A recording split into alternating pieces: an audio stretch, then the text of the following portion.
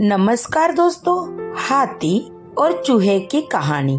एक बार की बात है, किसी नदी के किनारे एक शहर बसा हुआ था।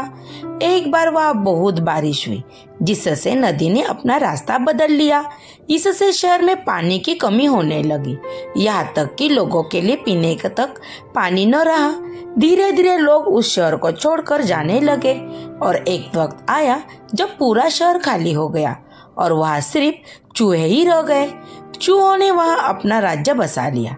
एक बार वहाँ की जमीन में पानी का एक स्रोत फूटा और वहाँ एक बड़ा सा तालाब बन गया। दूसरी ओर उस शहर से कुछ ही दूरी पर एक जंगल था, जहाँ कई जंगली जानवर रहते थे। उन जानवरों के साथ कई हाथी भी वहाँ रहते थे, जिनका राजा था गजराज। गजराज नाम का था। एक बार की बात है, वहाँ भयानक सूखा पड़ा। सभी जानवर पानी के लिए हाहाकार मचाने लगे। भारी भरकम हाथियों की भी बुरी हालत हो चुकी थी। हाथियों के बच्चे बिना पानी के परेशान होने लगे थे। इतने में गजराज का दोस्त चील वहां आया और उसने खबर दी कि खंडहर बने शहर में एक पानी का तालाब है।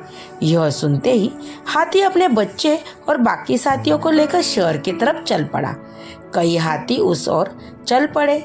रास्ते में चूहों का शहर भी पड़ा। उन विशाल हाथियों ने पैरों तले कई चूहे दबकर मर गए।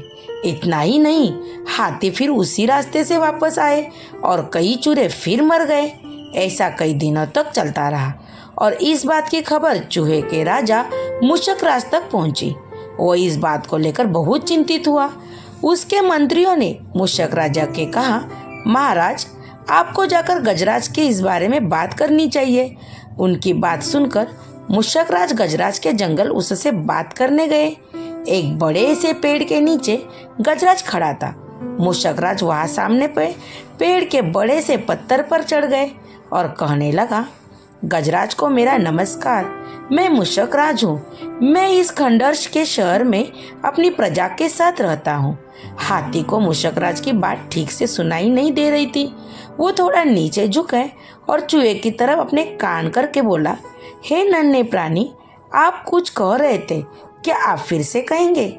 यह सुनकर मूषक राज ने फिर से अपनी बात दोहराई, मैं मूषक राज हूँ।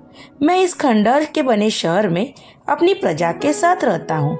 आप और आपके अन्य साथी मित्र जब तालाब की ओर जाते हैं तो कई चूहे आपके पैरों के नीचे दबकर मर जाते हैं। कृपया करके ऐसा न करने, वरना हम बहुत ही जल्दी हम में से कोई नहीं बचेगा। यह सुनने के बाद गजराज दुखी होकर बोला, मुझे पता नहीं था कि हम इतना बुरा कर रहे थे। हम तालाब तक जाने के लिए कोई और रास्ता ढूंढेंगे। यह सुनते ही चूहा बहुत खुश हुआ और बोला, गजराज, आपने मुझे जैसे छोटे प्राणी की बात सुनी, मैं आपका आभारी हूँ। भविष्य में कभी भी अगर आपको किसी की मदद होगी तो जरूर मुझे बता दीजिए। गजराज ने मन में सोचा कि यह इतना सा छोटा जीव मेरे किस काम का आएगा, इसलिए उससे चूहे को मुस्कुराकर विदा किया। कुछ दिनों तक सब कुछ ठीक ठाक चल रहा था कि एक बार पड़ोसी देश के राजा ने उसकी सेना को मजबूत करने के लिए हाथी रखने का फैसला किया। राजा के मंत्री और उनकी सेना ने जंगल में कई हाथी पकड़े। हाथियों के पकड़े जाने की चिंता गजराज को सताने लगी।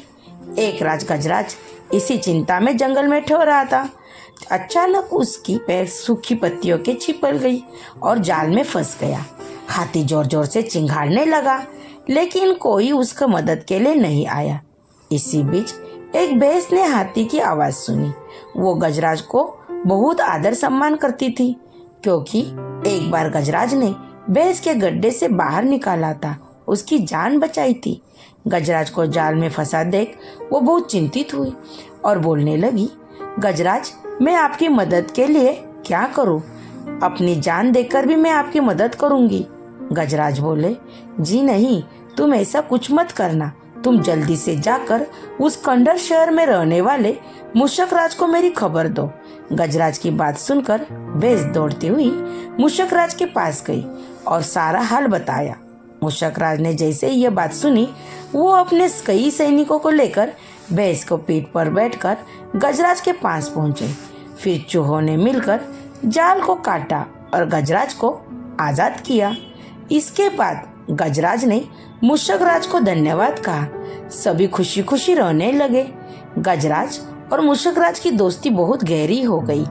कहानी से सीख, कोई भी प्राणी छोटा नहीं होता, जरूरत होती है बस प्यार और विश्वास की। आपसी प्यार की तरह दुखों को दूर कर सकते हैं। Thank you.